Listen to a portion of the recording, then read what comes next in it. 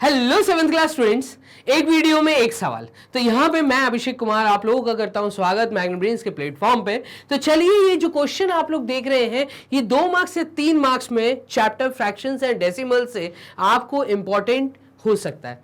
तो चलिए, क्वेश्चन किस प्रकार से है इसको देख लीजिए।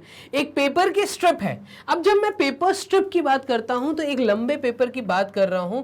कई बार आप क्राफ्ट में देखते हैं हम पेपर्स को फोल्ड करके इस तरह की स्ट्रिप्स फॉर्म करते हैं। या पेपर को जब लंबा लंबा हम कट कर लेते हैं तो यहाँ पे इस तरह की स्ट्रिप्स फॉर्मेशन हो जाती हैं।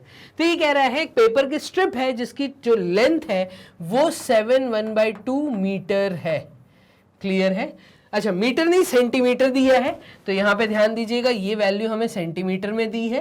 और 7/1/2 सेंटीमीटर का मतलब होता है कि ये लेंथ हमें जो दी है ये 15/2 सेंटीमीटर बोलना चाह रहा है। तो ये मिक्स्ड फ्रैक्शन दिया है जिसको मैं इम्प्रॉपर फ्रैक्शन में यही चेंज कर लेता हूं। अब ये बोल रहा है अगर मुझे स्ट्रिप को 2 इक्वल पीसेस में कट करना है, अगर मुझे स्ट्रिप को 2 इक्वल पीसेस में कट करना है तो एक पीस का लेंथ बताइए। एक पीस का लेंथ बताइए यहां से लेके यहां तक। अगर मैं इसको x मान लूं और यहां से लेके इसको भी अगर मैं x मान लूं तो मुझे 2 बराबर टुकड़ों में इसको बांटना है। तो देखिएगा, क्वेश्चन में मैं यहां लिखता हूं सॉल्यूशन और इसको प्रॉपर एक स्टेटमेंट फॉर्मेशन में लिखूंगा मैं। The total length of the paper strip, the total length of paper strip, ये आपको एक स्टेटमेंट इन्होंने दिया है। तो पेपर स्ट्रिप की जो टोटल लेंथ है वो है 7/1/2 सेंटीमीटर। इसका मतलब ये हमारी वैल्यू आ जाएगी 15/2 centimetre. According to the given condition, if strip is cut into 2 equal parts, then ऐसा मैं बोल सकता हूं, then let one part be x centimetre. एक पार्ट कितना होगा? तो एक पार्ट को हम x सेंटीमीटर मान लेते हैं। क्लियर?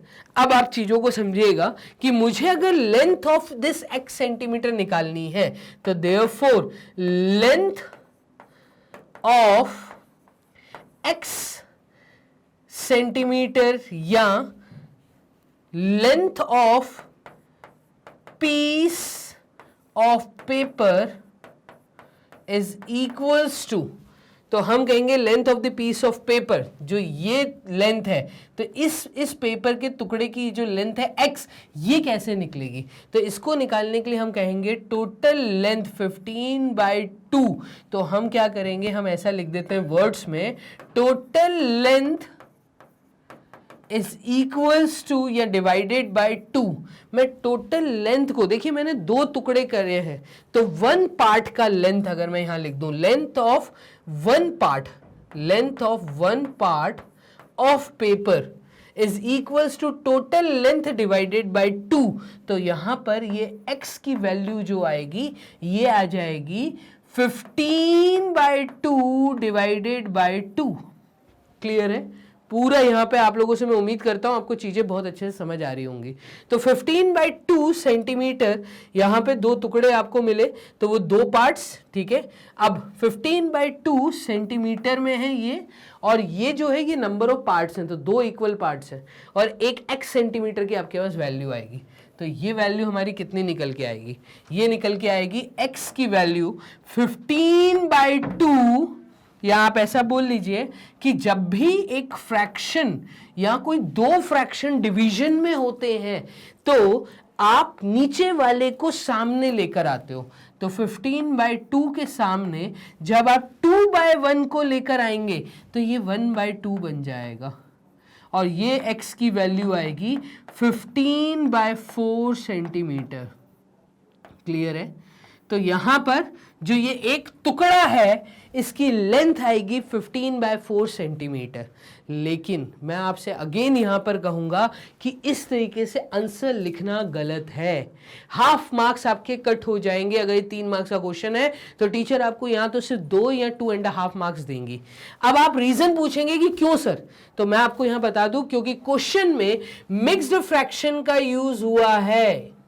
तो आप भी जो जवाब देंगे अगर वो एक इम्प्रॉपर फ्रैक्शन आ रहा है तो आपका आंसर यहां पर एक मिक्स्ड फ्रैक्शन होना चाहिए। जल्दी से मुझे कमेंट बॉक्स में बताइए आपको मेरी बात समझ आई।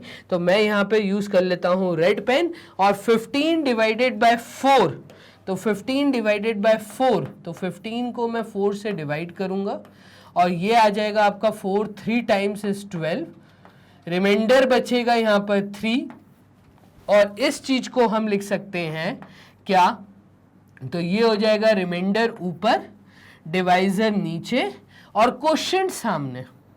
तो 3/4 सेंटीमीटर ये एक पार्ट का लेंथ आएगा। किसका?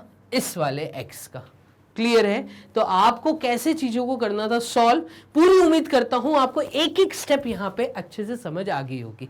इसी तरह के अच्छा एक्सप्लेनेशन और अच्छी वैरायटी के सवाल, मैं कहूंगा इंपॉर्टेंट सवाल पाने के लिए आप मैग्नेट ब्रेन्स को फॉलो करना ना भूलें। जल्दी से चैनल को कर लें सब्सक्राइब और वीडियो को एक लाइक जरूर दीजिएगा क्योंकि टीचर का मोटिवेशन यहां से बढ़ता है। अपने दोस्तों के साथ इन वीडियोस को जरूर शेयर करिए, इन इंपॉर्टेंट क्वेश्चंस को जरूर शेयर करिए। जिनको भी इन क्वेश्चंस में डाउट है डेफिनेटली उनके ये डाउट्स यहां पे मैग्नेट ब्रेन्स के द्वारा सॉल्व हो रहे हैं। क्लियर है? तो इस तरह के अच्छे सवाल, मॉक टेस्ट पेपर्स, मैं कहूंगा एमसीक्यू वैरायटीज, थ्योरी क्वेश्चंस आपको एनसीईआरटी बुक के सॉल्यूशंस पाने के लिए, हार्ड कॉपी या ई बुक रूप में पाने के लिए आप मैग्नेट ब्रेन्स की जल्दी नीचे इस वीडियो के डिस्क्रिप्शन बॉक्स में जाइए, फॉर्म फिलअप कर दीजिए।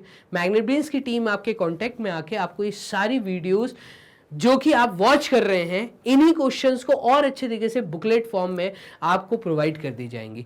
तो आप ई बुक और हार्ड कॉपी पा सकते हैं इस फॉर्म को फिलअप करने के बाद। चलिए मिलते हैं नेक्स्ट क्वेश्चन में, तब तक के लिए अपना ध्यान रखो। Bye and take care.